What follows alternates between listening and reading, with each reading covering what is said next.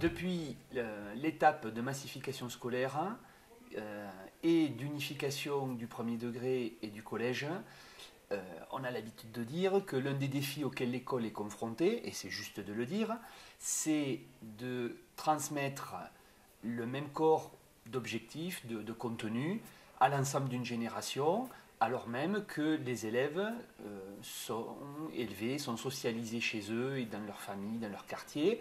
dans des formes de culture qui sont plus ou moins proches ou plus ou moins éloignées de celles de l'école. Or, dans un certain nombre de disciplines, on verra après pour l'EPS, mais dans la plupart des disciplines, le contenu scolaire dès la maternelle, dès l'élémentaire, est allé croissant, de plus en plus conceptuel,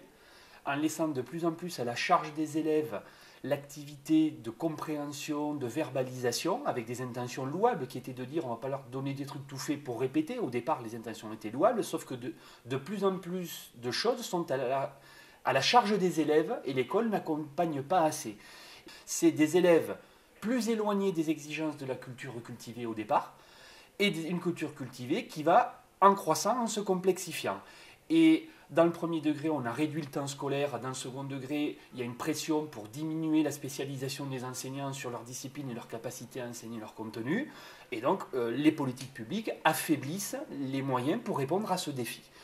Dans des disciplines comme l'histoire, les sciences, etc., les savoirs sont beaucoup plus conceptuels qu'autrefois. On n'apprend plus la vie du temps de Louis XIV, on apprend le concept de monarchie absolue, en cours moyen. Je veux dire, c'est pas rien. En 50 ans, c'est une vraie révolution intellectuelle. Dans d'autres disciplines esthétiques, comme la musique, on a quasiment abandonné la pratique corporelle du chant, la pratique technique de la flûte ou d'un instrument, pour passer essentiellement à une pratique discursive de commentaires savants des musiques, sauf qu'en EPS, là la question est un peu différente, puisque les élèves tous ont des pratiques sportives pratiquement, sauf qu'elles sont plus ou moins encadrées, plus ou moins construites, plus ou moins dans la pratique populaire par corps ou plus intellectualisée en club avec des répétitions de gestes, et qu'il me semble que le défi auquel l'éducation physique et sportive est confrontée, c'est d'articuler les apprentissages par corps avec les apprentissages par l'étude plus scolaire au sens strict,